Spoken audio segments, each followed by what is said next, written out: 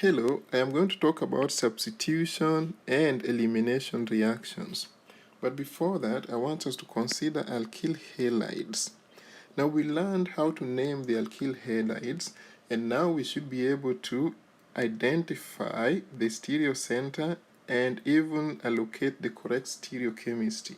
For example, in this stereocenter, bromine is protein number 1, this carbon on the right is protein number 2, the one on the left is protein number 3. So we have a clockwise direction, and by looking at the fourth priority, which should be facing away from us, that is, should be behind the screen, so we end up with an R configuration. So this compound is called R2-bromobutane. Now when we have an alkyl halide and in the presence of a nucleophile, now keep in mind, nucleophiles always attack electrophiles. So the nucleophile can attack the electrophile, leading to the loss of leaving group, and we end up with a substitution reaction. The halide has been substituted with a nucleophile. Or we could have a base, and the base would be able to do a proton transfer. So we could have proton transfer, and that leads to the loss of a leaving group, and we end up with elimination. Okay? So if we have a compound that could act both as a base and a nucleophile, then we are going to have competing elimination and substitution reactions. That is why I want us to focus more on the types of substitution and elimination reactions. The first group of substitution and elimination reactions that I want us to look at are called SN2 and E2 reactions.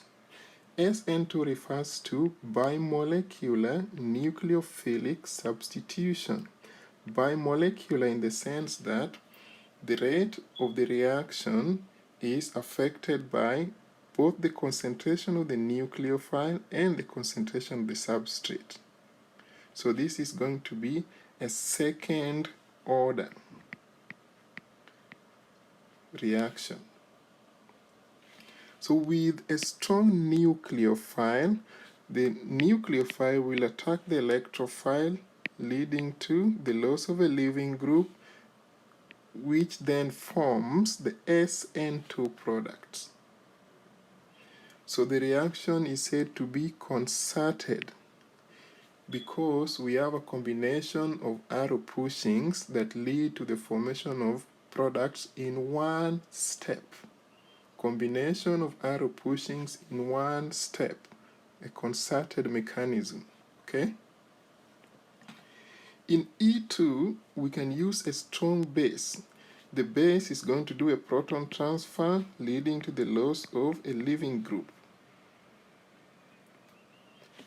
And then we end up forming E2 products. So again, this is called bimolecular elimination because the rate of the reaction depends on the concentration of the base and the concentration of the substrate. Okay? Now keep in mind again that these are concerted mechanisms, a combination of arrow pushings leading to the formation of the products in one step. Now let us examine the characteristics of an SN2 reaction. So in an SN2 reaction, we have said the reaction takes place in one step. So in other words, there's no intermediate.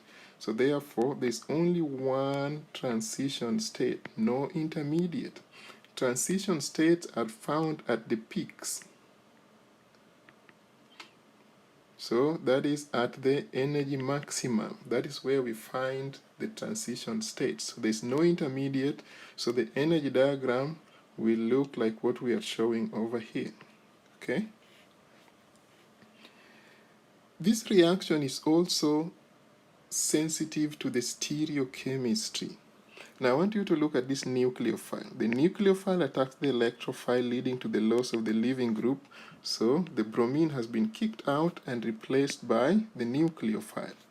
What happens here is, as the nucleophile comes in, the substituents, these substituents over here, they have to create space for the nucleophile. I want you to look at this like an umbrella with the handle over there.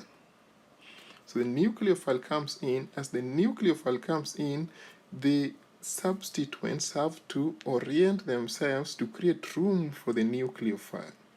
When somebody is moving closer to you, getting closer to your face, you always make a step backward to create room for yourself. Okay? So these substituents are going to create room for the nucleophile. So you see the methyl group here is more to the left. Then it's moving further and now it's more to the right. It is still behind the screen, but now it's more to the right, which means it was doing that to create room for the incoming nucleophile. The hydrogen here is projecting out of the screen towards where you are, but it's more to the left. Then now it's moving to the right, and now still more to the right. So then we end up with the umbrella that we had is now going to look like this.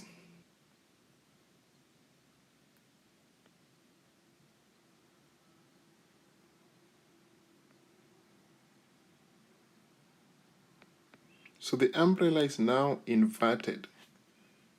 The umbrella is now inverted, so we refer to that as being inversion of configuration. So if the stereochemistry of this carbon was S, now it is R. So we say there is an inversion of configuration. The incoming group always attacks from the backside of the leaving group. So there is backside attack leading to inversion of configuration. The other group of substitution and elimination reactions are called SN1 and E1. SN1 is unimolecular nucleophilic substitution. Unimolecular because the reaction is first order. The rate of the reaction is affected by the change in the concentration of the substrates only. In this reaction, it involves two steps. The first step is loss of the leaving group to form an intermediate. So the formation of the intermediate is the slow steps. It is the rate determining step. So therefore, it only depends on the substrate. Remember we said that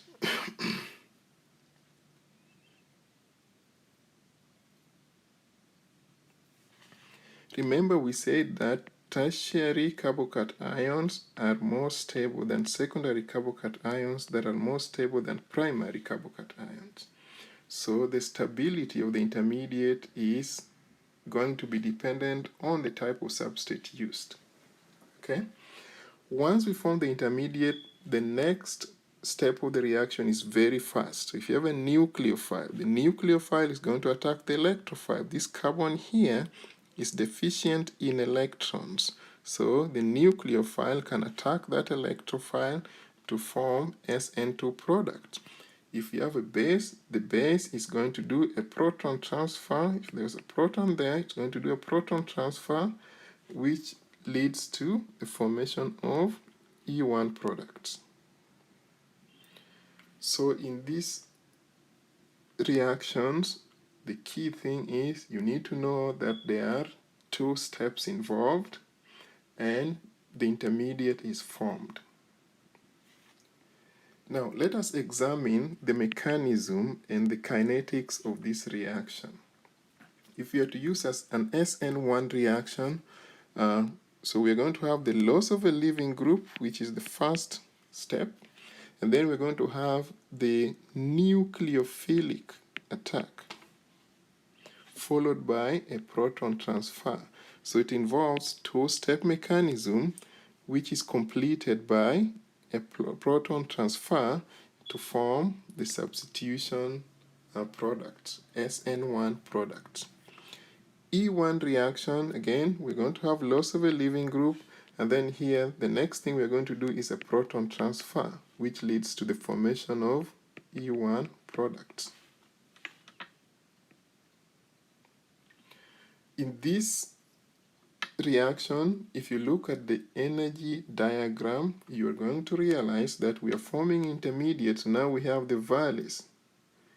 So we have both the peaks and the valleys. So there's a transition state involved in the leaving group being lost. So this transition state that involves the loss of the leaving group to form the intermediate is the first one. And then for each path, if we have an E1 or E2, we also have transition states for each of them. So for SN1 reaction, we have 2 transition states, and for E1 reaction path, we also have 2 transition states involved.